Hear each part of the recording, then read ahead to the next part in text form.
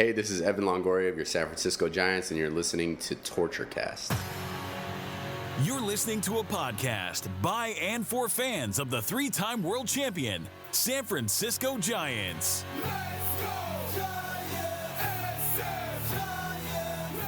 With hosts Chad King and Eric Nathanson. This is Torture Cast.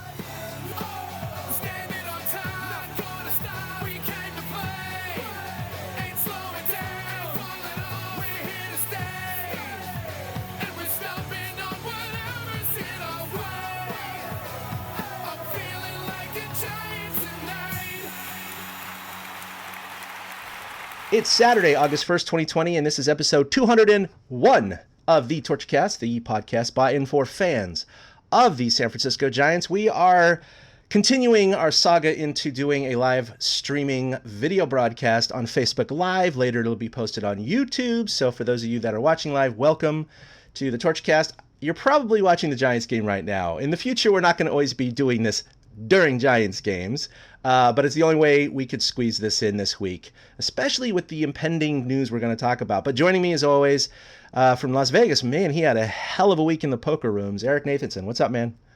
Not much. I'm staying. That's why I have to play poker right now because it's 115 degrees outside. Yeah. So it just makes sense to hide indoors. And I will just say this: anybody who has heard this or seen this, I do wear a mask the entire time. Everybody I am with wears a mask, so please also wear a mask. I encourage you to wear a mask, even in 115 degree heat. Wear a mask. But I have to do it. So, I was forced into this life. There's nothing I can say but that, It's just the lot that I was handed. Well, he's had a good week, and the Giants had an okay week. We're coming back to you a little bit sooner than we normally would. We try to record on Mondays, about a week apart, but I got some travel coming up, so we can't record for another week from now, so we thought we'd squeeze it in. But since we recorded on Tuesday night, the Giants have played 4 games where they split those games 2-2. They lost 2 of 3 to San Diego, but game 2 was freaking awesome. So they've had a couple of these games this week. One of them went well, one of them not so much. But down 6-2 in the 7th inning, Alex Dickerson, this was the night, Eric, and we were talking about this over text, and I think you were at the casinos that night. Yeah. I think Willie caught it. But anyway, I was asked by my daughter to watch some TV, and I was like, it's 6-2. It's a 7th inning or 6th inning. Yeah, this game's over. Well, we had a solo shot by Dickerson in the 7th, a 2-run, that made it 6-3, and then with 2 out, 2 on, bottom of the 8th, we had Donovan Solano step up to the plate. Try to tie it up. High and deep to left. Did Solano tie it up? It is out of here. It is out of here. You can really hear that foghorn without the Giants with a home run with people on base. I love that satire there. Giants with a home run with people on base. This sounds flabbergasted. I might try to start showing some of these video highlights on Facebook Live, but I don't want to get hit for any copyright problems right now, so I'm going to hold off on that. That's okay. So anyway, that made it 6-6. And then going into the bottom of the 9th, we had probably the highlight of the year in this young season so far. Matt Stram stays out, and he'll be facing Yastrzemski.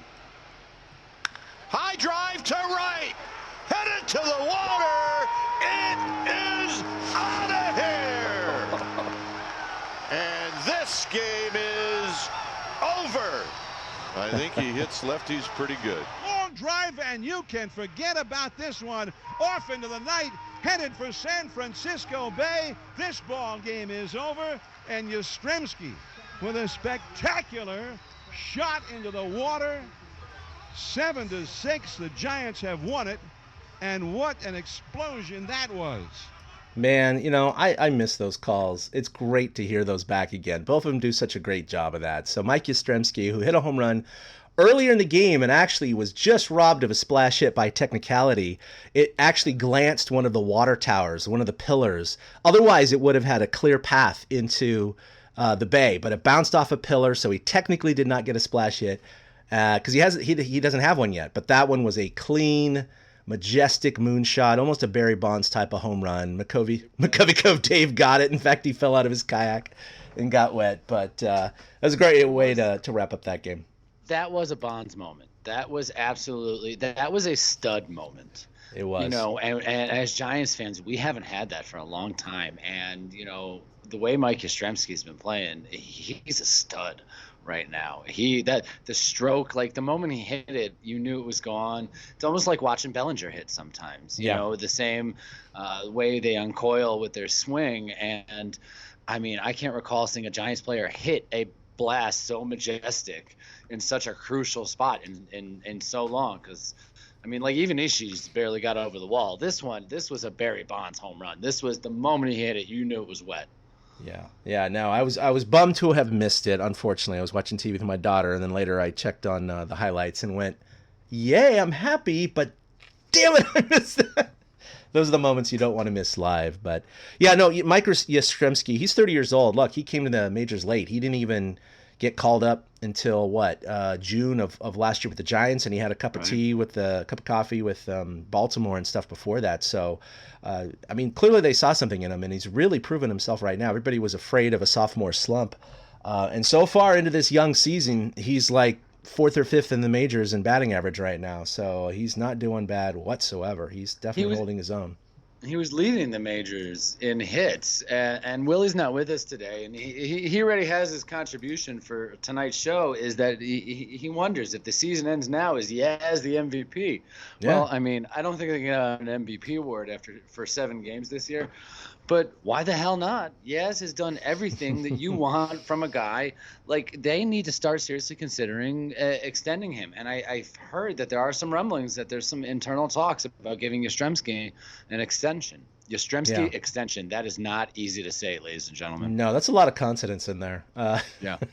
Yeah, he's got 12 hits and 29 at-bats, hitting .414 right now. So the other guy that was played earlier in the highlight, Donovan Solano, he's also been hitting really well too. He's got 11 hits and 24 at-bats. That's .458. So if you remove Miguel Rojas from the Marlins, who apparently technically qualifies for batting average because the Marlins have only played 3 games, he's 7 for 10. Donovan Solano is actually leading the majors in batting average right now at .458. So you got 2 of the top, 4 or 5 guys in the league on the Giants. Granted, okay, everybody, 8 games. I know, pump the brakes, but it's a shortened season anyway. I mean, look at it this way: they're 8 games in. They're already almost 15%, 13% of the way through the season. It just started. So I mean, this is insane. That is. That was so weird after 6 games, knowing, hey, a 10th of the season is over. Like, wait, what? Yeah, how's that? Huh? It's whipping by. So I was fortunate enough to get credentials for the next night's game, which was on Thursday. That was the rubber game of the series between the Padres and the Giants. And, I was kind of wishing I had been there the previous night. That would have been pretty cool to see. But it was my first experience seeing the park the way it was during a real game. I was able to go to one of the summer camp scrimmages, but that was Giants on Giants, so it wasn't really kind of the full taste. But this, I got the full taste. I actually sat in front of the press box down in the walkway right behind the lower seats. They set up all these card tables with power strips and everything, so I kind of sat there, which I loved at first, but later in the night, because I didn't bring a jacket, I kind of regretted that decision as I started to get a little bit colder. Too for you there? They didn't have plug-in, but they had the Wi-Fi, which was totally fine. Sufficient, yeah, absolutely. Yeah, especially because there's not thousands of people pulling on it. Yeah, and so I was much closer by 20 feet or whatever to the field. But I will say that the crowd noise that they pump in was off-putting at first. But you know what? After the 3rd or 4th or 5th inning, it kind of sounded a little bit more natural, probably just because I became acclimated to it. And I kind of forgot about it. It was background noise. And then there'd be an occasion where I'd kind of go, that's fake crowd noise. That's right. I keep forgetting. It did kind of naturally blend in after a while. The cheering and all that stuff definitely is still very artificial after a base hit or a walk. It's kind of the same cheer from MLB The Show that they use. So you kind of, it's not very organic. I don't really care for that. Unfortunately for the Giants, the Padres had a good night. It wasn't good until the very end for the Padres. Right. But when they did well, the Padres, man, you could hear all of the players hooting and hollering and high-fiving and slapping. And it is such a different experience when you hear Major League Baseball players are the ones cheering in the stadium, not the fans. It was very odd. The crack of the bat, of course, the umpires, all that stuff. It's a much different experience. But the Giants fell down like they did the previous night. In fact, they fell down 6-1 at one point, and I was really worried that I was going to see a clunker of a game. But they just kept chipping away, and it really was boom, boom, boom before you knew it. It wasn't like that majestic 3-run home run. They just chipped, and then it was suddenly 6-6. The Padres couldn't get anything going. And then I was thinking, all right, maybe I'm going to see another walk-off. Maybe it's going to happen tonight. Unfortunately, they didn't plate anything in the 9th inning. And then the 10th inning came up, which actually was kind of interesting. I wasn't pulling for the 10th inning. I'd rather see them walk it off in the 9th like the previous night. But it was the Giants' first foray into the extra runner in extra innings. So it was very odd to see that Padres runner kind of run behind home plate, ran over to the third base coach, said a couple words, waited for the warm-ups to finish between the pitcher. I think, Tyler Rogers was on the mound. And then when everything was ready to go, and after they threw down to second, then he just jogs from third over to second, and that's where he starts. And it was just, I did not like it. I did not like it, Sam. I really did not care for it. I was wondering what it looked like in person, seeing the runner go out there. Like, I wondered if they had to, like, have an umpire, like, point them there or something like that. Because this is weird. It's a brave new world, right? So, I was curious because I was like, well, they throw down to second, all this stuff. And, they just chat with their third base coach until they're ready after the throwdown. And they go around the horn, then they just jog out to second, and the inning starts. And that's it. Unfortunately, Tyler Rogers did not have a good inning. He did get squeezed on a couple of calls as far as I was concerned, especially against Machado. Who walked after that. And then just the wheels fell off. It was a horrific inning. The Padres ended up plating 6 runs in the inning. So clearly there was very little help for the Giants, and they scored the 1 run. Duggar was the leadoff runner at second. And the game ended up 12-7. But again, even though they lost that game, the Giants showed that moxie coming back from that 5-run deficit, just like the 4-run deficit the night before. So these are all good signs you can still take with a loss. Yeah, they weren't doing this. The first couple games against the Dodgers, when they got blown out early in the game, they just got blown out. Yeah. And now they have a lot of fight in them. There's some talent on this ball club, and that's just what's coming through. I mean, Donnie Barrels is just constantly hitting, and Yaz is getting on base constantly. I think he's out. And you got guys contributing all up and down. Dick, it's nice to see Dick isn't regressing after last year, when he came in and was a spark plug. I hope he's not. Well, I mean, you may have to. Yeah. I'm going to leave the Dick jokes alone. Yeah, leave that alone. Yeah, there's too many. But, I mean, everybody's contributing. It's not just those guys. And it's actually, I don't know if you're noticing it as well as I am, but it's like, it was nice to see Belt contributing. He walked a lot, although he's 3 times, I believe, that night. Out. Yeah, he did 3 times. He struck out the first 2 times and then walked 3 straight times. Yeah. And so they really put it together themselves. And, I mean, they're scoring runs. And that's all we can ask for from the Giants. That's what gives them a chance. And Kapler totally screwed up by not only with the pitching change in the 10th inning of trying to take Rogers out, but he couldn't because the pitching coach had been out there. I mean, he screwed that part up. But his other screw up was sending Rogers out for the 10th inning in the first place. He should have just maybe thrown Gott out there, somebody who throws hard. Mix it back up again. Rogers doesn't need to be extended. I get that he trusts him, but he probably trusts him a lot less now after the way the Padres just kept hitting him in that 10th inning. I mean, I think he gave up like 5 straight hits to start the inning, and that was it. Yeah, it wasn't good, and you're right. He kept him out in the 10th, and I was actually surprised to see that too. I looked back, and Kapler was right. He only had 11 pitches in the 9th. So, sometimes managers will ride the hot hand. I get it. But at the same time, like you just pointed out, maybe mix it up, have another guy like Gott who throws a little bit harder out there. They have plenty of bullets in the gun right now. Right, and they have even, a 30-man even if roster. he only threw 11 pitches, something changes when you go from the mound to the dugout back to the mound, especially as a reliever. You're trained to ramp up once. And I know Tyler Rogers' fastball is 84 miles an hour, so it's not like I'm talking about a guy that has to get totally lathered up. But things change, your body shifts, and that's why it's not a bad idea to use a different pitcher. Not everybody is Yasmiro Petit. Yeah, Petit, the one-man wonder who once, retired 58 straight batters? That was insane. MLB Something record. like that. MLB record. So anyway, that was kind of a poor taste in my mouth leaving the park, especially because it was 4 hours and 4 minutes. I mean, I didn't get out of there until 11 o'clock, and I had an hour and a half drive home, so I got home at 12:30. I was just like, ugh. But last night, they opened up their series against the Texas Rangers, and they pretty much had a convincing 9-2 win. And it really was kind of highlighted by Wilmer Flores, who came up here in the bottom of the fifth with 2 on and 2 out. Flores, it's a high fly ball to left. Chu is back at the wall, out of here. That's a 3-run home run. Flores was pumped going around the bases too. They were down 2-1 at that point, and they took a 4-2 lead and never looked back and won 9-2. So, but again, a 3-run homer, a home run with runners on base. I mean, you do those things, you're going to win games. And the Giants so far, I mean, we talked about it. You'll need to be 500 to make the playoffs this year. Yeah. Why not?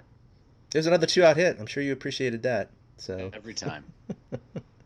So the Giants stand at 4-4 in the year. They're officially 2 games back of San Diego. But here's a big question, Eric. Are we even going to be playing baseball next week? Last week, because of the explosion of COVID-19 positive tests with the Marlins, which we talked about on Tuesday, at that time, there were 13 positives.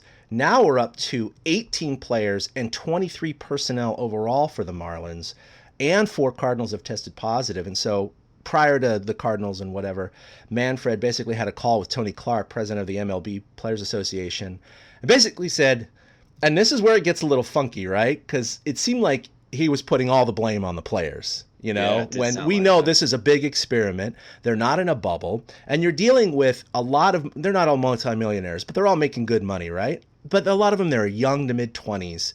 They got a lot of testosterone. They think they're invincible. They think they can take on the world. And some of these players, without sufficient guidelines or restrictions or someone watching them like a babysitter, they're going to do what they want to do. And there are reports that some of the Marlins players went out clubbing. There's now reports that some of the Cardinals went out to a casino. So, you got these things. They're breaking the guidelines. And so he warned Tony Clark, and he basically said, if you don't shape up and get your players to follow these guidelines, it's going to cancel the season. And as early as Monday. He's since not recanted, but he came out. Carl Ravitch had a tweet today, and he said, Commissioner Rob Manfred tells me, quote, we are playing. The players need to be better. But I am not a quitter in general, and there's no reason to quit now. We have had to be fluid, but it is manageable, end quote. So maybe baseball won't be canceled by Monday, but I'm telling you, Eric, we've got a whole, and Eric just jumped in my camera, so something happened. The umpire just got taken out. Oh, I'm a little behind on the game. Yeah, you'll see it. The Giants totally just blew a rundown. Oh, yeah, they had runner at first and third. Okay, that's when you throw home. Now Heineman's got it, and oh my God, Now you see why I reacted. And he said safe. Well, we'll see if they challenge that. He did look safe to me. Yeah, because he was safe. Oh man. Oh. Andrews is chuckling.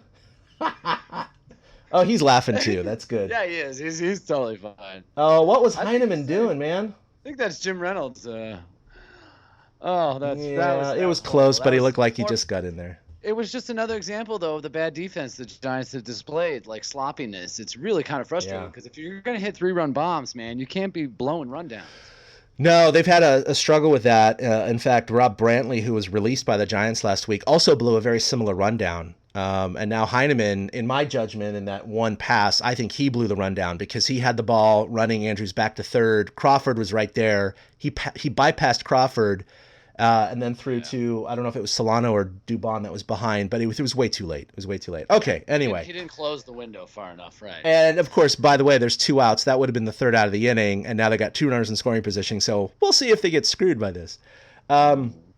So anyway, the Giants, or the Major League Baseball, we don't know if they're going to be playing, because the main problem here is not just one team, because, of course, the Marlins games were all canceled this year. Oh, and yep, there we go. The blown rundown costs 2 runs.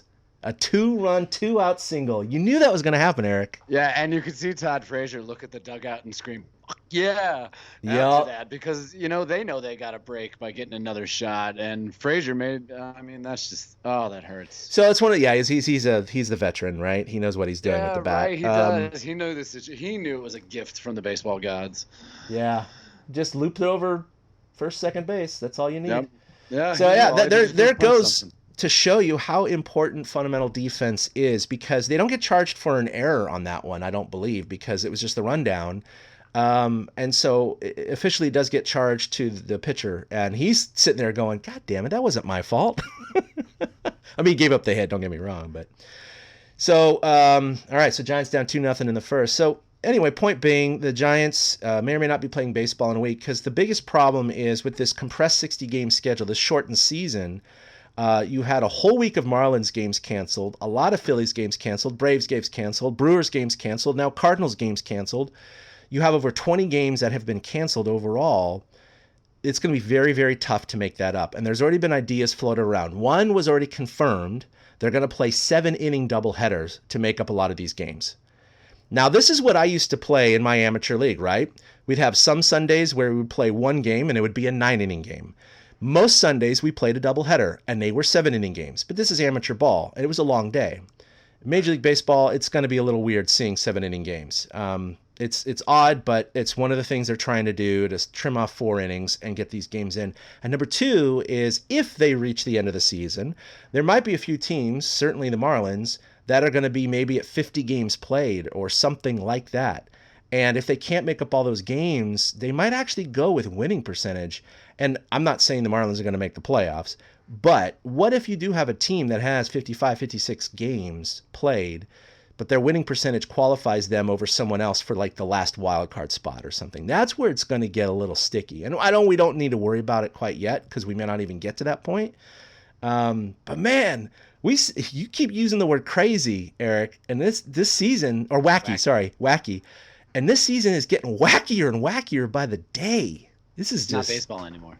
It's not baseball anymore. It feels like a video game. It does. It's a lab experiment. It's like, what would we do with baseball if we could tinker with it without any ramifications? And this is the result we're getting. And I hate this 7-inning thing. I get it. Again, I get it. But like, is 4 innings really going to make that big of a difference?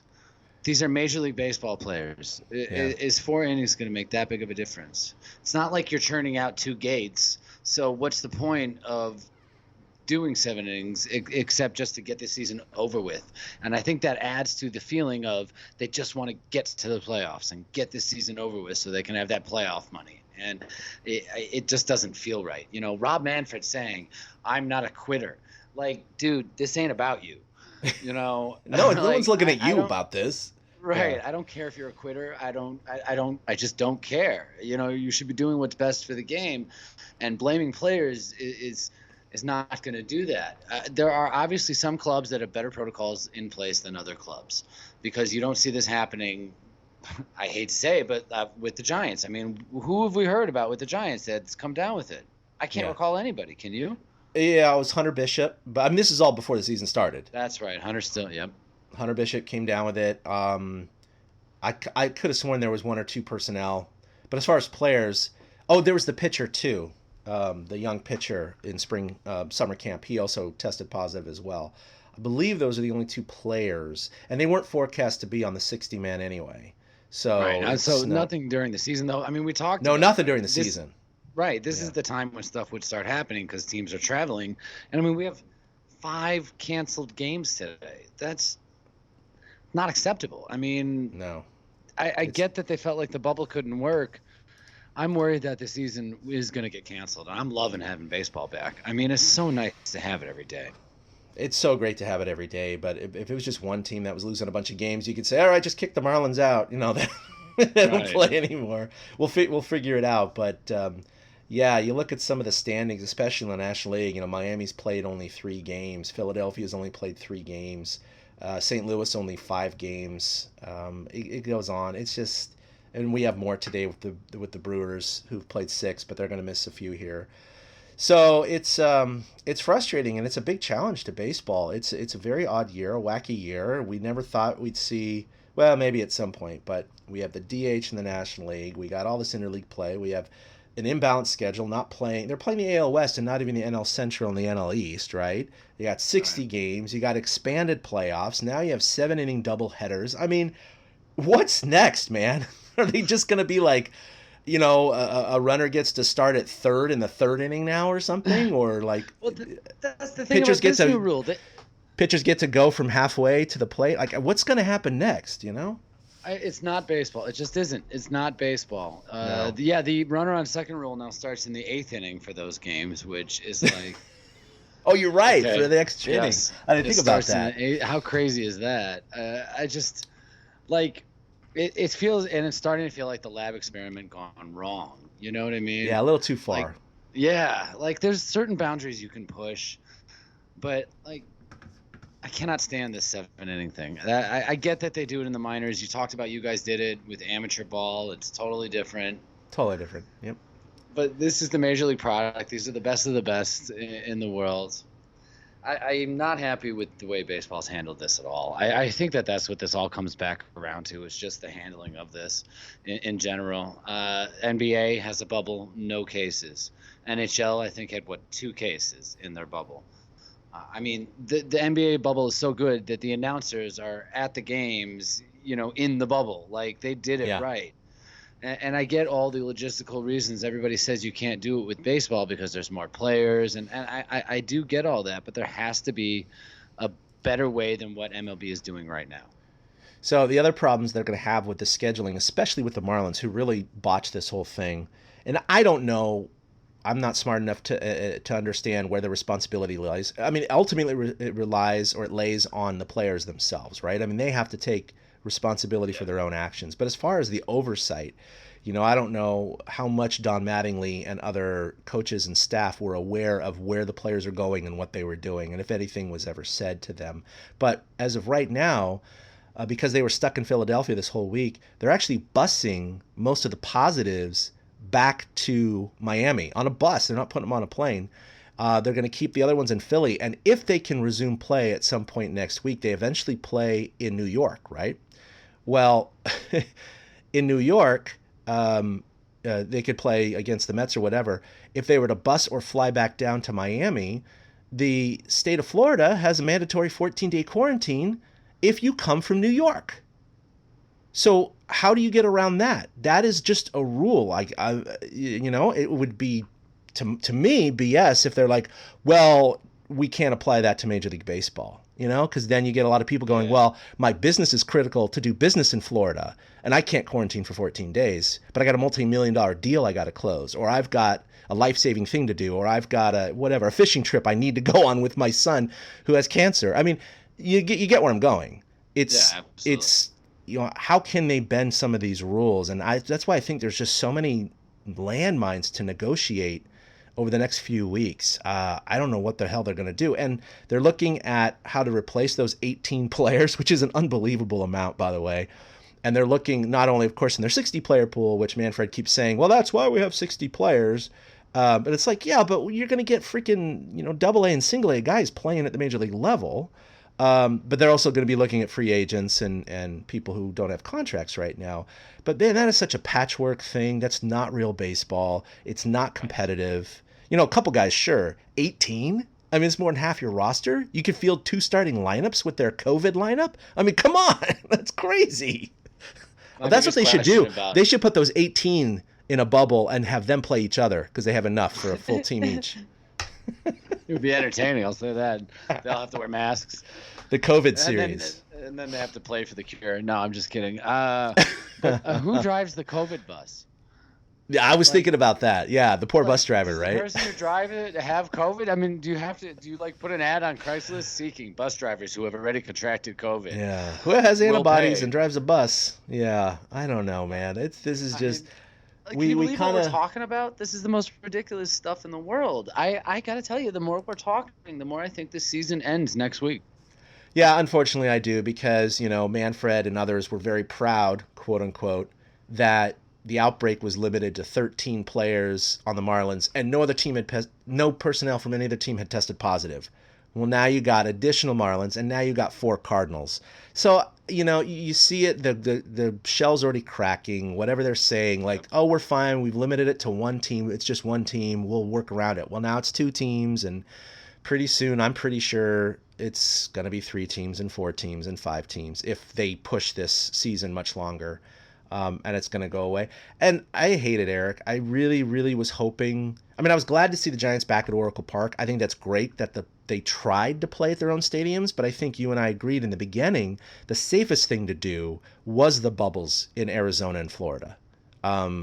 You already had a messed up season anyway, so just play in the spring training stadiums and you can isolate them. And it will be, not that there's a pandemic every year, but this will be a lesson in the sense of if MLB gets canceled and you have the NBA that, just started, so we don't know what's going to happen, and the NHL that's just starting.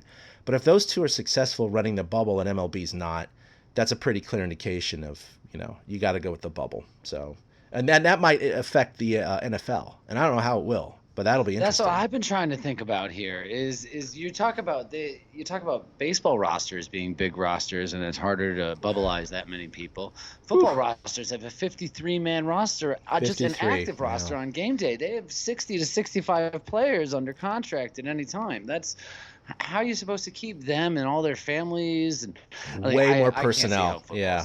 Way more personnel in the stadium. I mean, I hope baseball can somehow figure this out. I hope, but it is concerning. It is very concerning. Very concerning. All right, so this was going to be a short one. We just wanted to hop on and talk a little bit about the last few days and kind of the future of baseball. But hey, for the first 8 games, I'm satisfied with the Giants' play, especially considering those first 2 games when they're outscored 17-2. I was suddenly thinking to myself, "Oh man, this might be a worse season than I thought it was going to be." Yeah. But they righted the ship and things are going in the right direction. I'll tell you who jumped out at me. You were at the game when Gaussman started. Yeah. And I thought he had a great. Excuse me. He had a great game.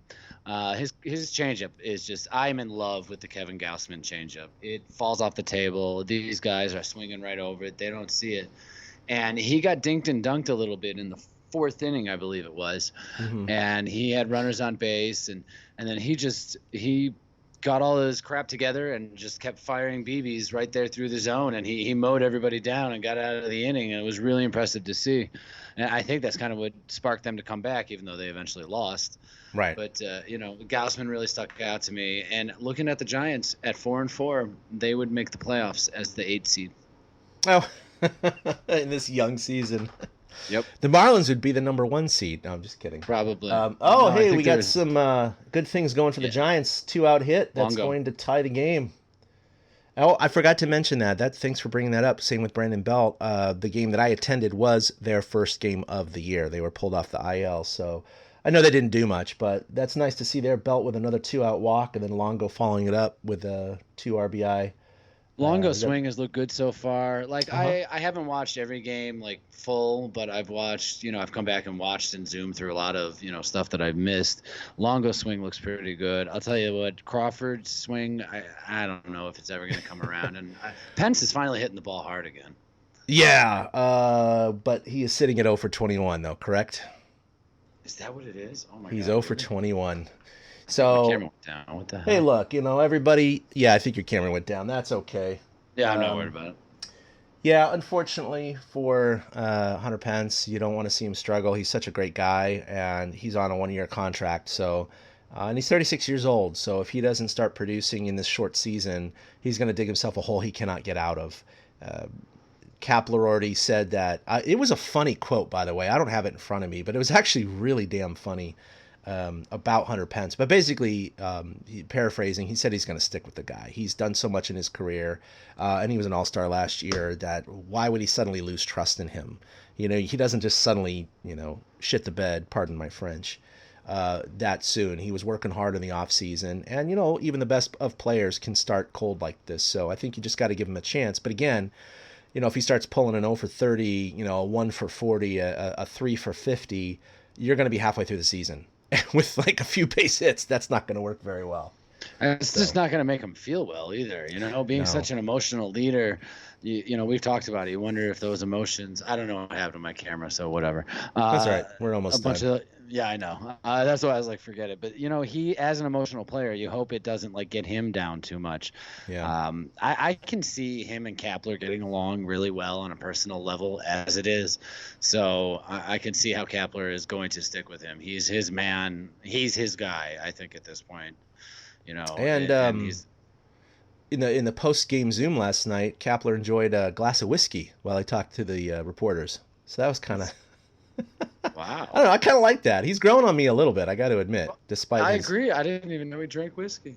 Yeah. He just sat there, just casually sipped whiskey while he was answering questions. People are like, "Is that whiskey?" That's awesome. Yeah. Hey, look, Boch was one to imbibe, not during the post-game pressers, of course, but right after.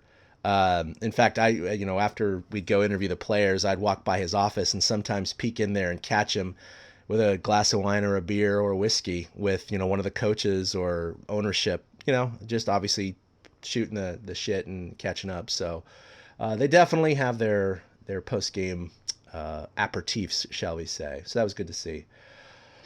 So you're going to be traveling this week. So we're hoping that baseball is going to still be around when Chad is back next week from his travels, and maybe we'll have more Giants to talk about. I mean, this team is exciting. Look at this first inning. It's already a 2-2 ball game after one inning. Yeah. And we may have some fun things to talk about. Kapler, I really, like you said, he's growing on me. He totally owned his mistake the other night with the pitching change, and he said, and today's a new day. I'll learn from it, and we'll move on. While he's getting criticized by people, he's just growing, and he doesn't care, and I kind of dig that too. So hopefully we will have some baseball to talk about next week. The Giants' upcoming schedule right now is they play Texas today and tomorrow, and then they travel to Colorado for 4 starting on Monday, and then they're back at Dodger Stadium next weekend for 3. Yeah, we called it 7 out of their first 12 games in Dodger Stadium. That's pretty rough, but it is what it is. So, yeah, I fully expect us, if the baseball season continues, we'll be recording, to be honest, we'll be recording probably next Monday, no matter what, unless something changes. And we'll let you know. We'll continue to go live. That will be just after the Dodger series, so hopefully they have a winning week. All right, well, that'll do it for episode 201. You can follow us collectively at TortureCast on Twitter, like us on Facebook there as well. Individually, you can like us or follow us at ChadK21, at 2 Out Hits for Eric, that's with the number 2. Willie, who couldn't make it tonight, he's going to be on and off probably throughout this year, at Willie Dills. And then check out our website, torturecast.com. Please like us on Facebook. We're going to start doing these live Facebook events pretty much every episode. Hopefully the baseball doesn't get canceled, where it's just going to have a big sad trombone to try and put out this effort. And we have some exciting partnerships that are still in development we can't release yet, but we'll let you know about them soon. So, Eric, you got anything else, any poker wisdom to impart on our listeners? Yeah, be patient. Know when to hold them, know when to fold them. Be patient and be aggressive. I don't know how to say that and explain it in 5 seconds. So, no. Yeah. Wear a mask. Everybody just wear a mask. Yeah, I'm telling you, I'm on that train. I hope all our listeners are doing what they can. Our listeners overseas that are in countries that have handled this well, screw you, but thank you. I wish that we had whatever it is you have. For sure. But it's been frustrating wear over a here. mask. These are uncertain times, and if we all want things to keep running in any shape or form, including baseball, these baseball players need to continue to do it. We just need to do it as people too. So wear a mask. That's going to be until this pandemic is over, that's going to be my drum. It's going to be it. Wear a mask. All right, everyone, we'll see you next week for episode 202. Be safe, and we'll see you then. A-boom. A big thank you to everybody for listening to the Torture Cast, the podcast by and for fans of the San Francisco Giants. Follow us on Twitter at TortureCast. You can also like us on Facebook or check out our blog at torturecast.com. I also want to say thank you to Ashcon and Bailey for letting us use their song Feeling Like a Giant for our intro. For Ben Lee and Chad King, my name is Willie Dills saying, we'll see you next time.